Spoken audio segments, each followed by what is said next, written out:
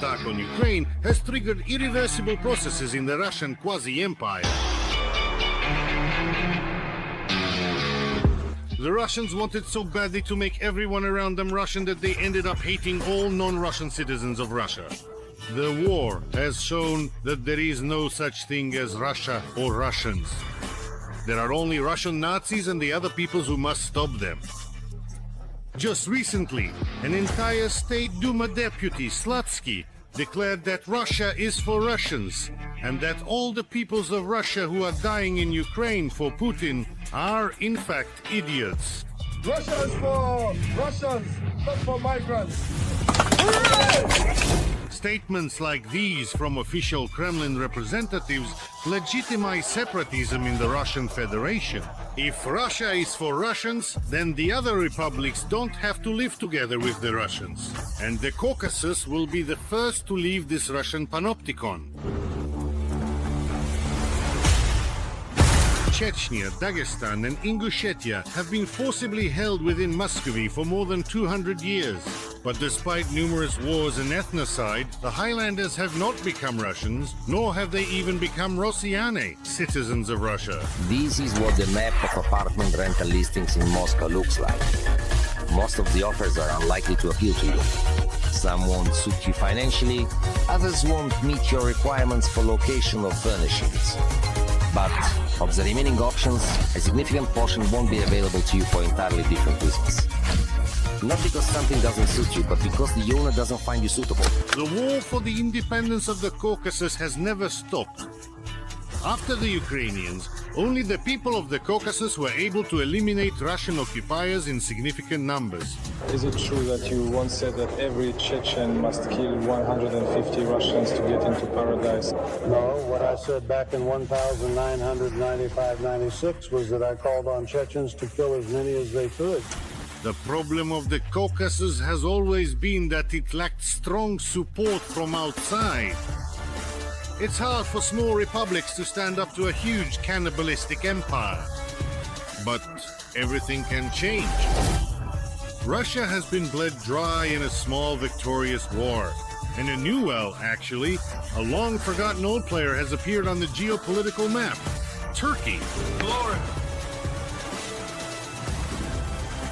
to Ukraine. Erdogan is building his own Turkic world, and Russia is falling within his sphere of interest.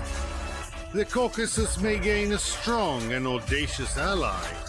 And new Chechen wars will take on a shade never seen before.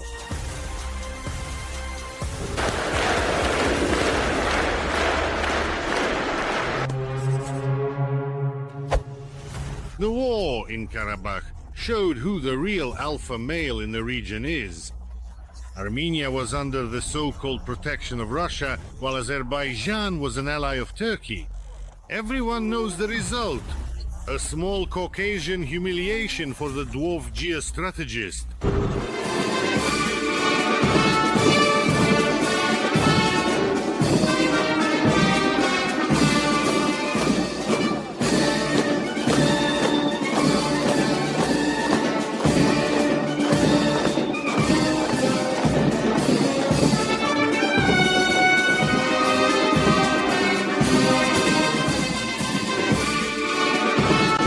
Turkey was in fact involved in the war, as Russian chauvinists like to say, right in the very underbelly of the empire. The Turks were literally killing Russians in the Caucasus. And Moscow swallowed it. So, most likely, that was just a rehearsal. For the most part, we actually haven't even started anything serious yet. Erdogan and Aliyev together agreed to build the Igdir-Nakhchivan gas pipeline from mainland Azerbaijan to Turkey. In other words, Ankara is literally cutting through the Russian world and its pseudo-influence while it's still alive. It's obvious that the new gas pipeline will be guarded by the Turkish army, which means that Turkey will effectively establish itself in the Caucasus, in that very soft underbelly. In general, this region has always been important for Russia. Russia said that Chechnya is important because it is, well, the soft underbelly of the North Caucasus. The most interesting thing is that Turkey can quite confidently claim that the Caucasus is originally Ottoman territory.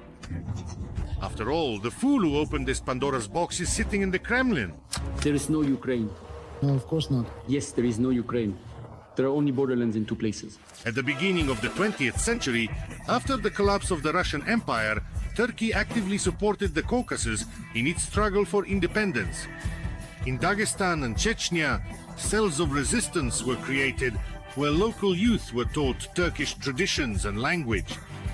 Turkish officials participated in the political life of Dagestan and even spoke at meetings of the Dagestan Executive Committee. We are in Jumekela Dagestani village, located in Turkey. Caucasian families settled here more than 140 years ago. The local residents, separated from their native lands, have preserved their traditions and customs for decades.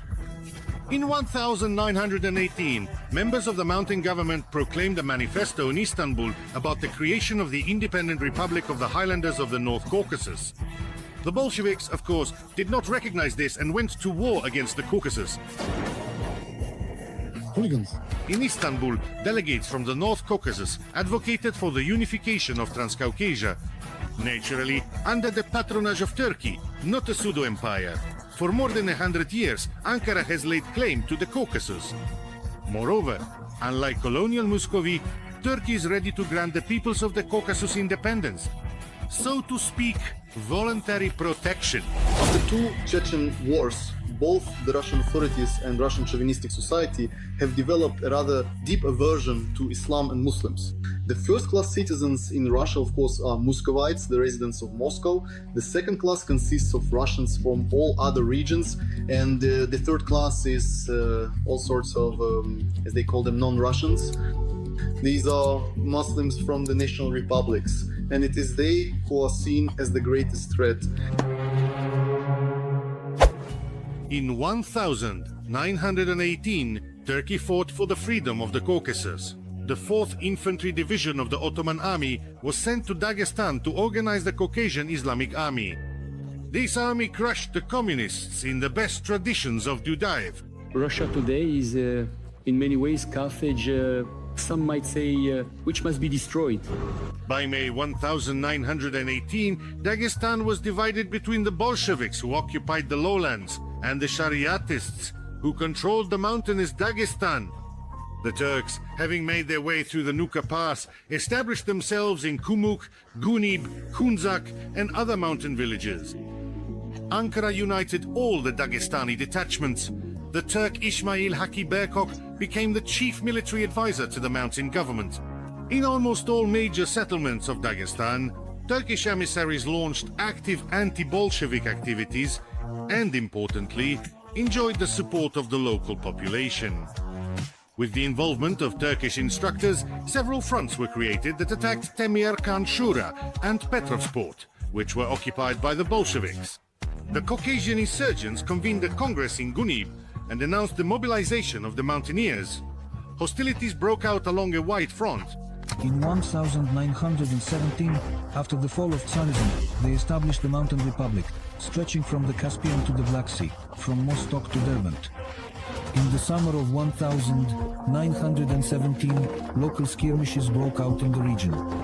Most often, these occurred along the so-called Sunja fortified line, which was built by the Russians on historically English lands. A significant portion of the Dagestani population, including the clergy, sympathized with the Turks. Even the Soviet historian Gaziali Danialov himself wrote that the Highlanders eagerly awaited the arrival of the Turks as their fellow believers, placing great hopes in them for both strengthening the foundations of Islam and for organizing effective state authority. Russia's opponent in World War I was Turkey, which could use this Muslim factor, so to speak, for propaganda purposes within this contingent. That's the first point. And second, many people there did not speak Russian. The Highlanders seriously considered joining Dagestan to Turkey as an autonomous province. Unlike the Russian Yemelia, the Turks still are mentally, culturally, and religiously very deeply close to the Caucasians. In fascist Russia, the Caucasians are hated and considered to be enemies, despised, even Russians are used to blaming foreigners for all their troubles. In terms of percentages, we are still losing to the migrants. So, for example, if tomorrow a war were to break out migrants against Russians, we would lose. I know this. They would simply crush us. It's just that the main guys, the ones who could actually fight back and had the real ability to resist, are now the ones who are actively defending the Russian population. That too. In another territory. They're not just there, they're dying there. And meanwhile, at the same time, another migrant guy comes along, approaches the group, and says with a friendly smile, Natasha, Olya, Katya, you will have everything you could possibly want. Let's all be friends and get to know each other better. Russian society has over time become noticeably more hardened and increasingly aggressive. In Russia, everyone hates everyone. This potentially dangerous interethnic time bomb could go off at any moment. And the timer is set not for years, but for hours. I would like to remind you that this video is created for entertainment purposes and contains elements of satire and irony. All facts and events are presented in a hyperbolized or exaggerated form to convey a comedic or dramatic effect. Our goal is not to mislead, but to highlight humor. Please take it with a smile.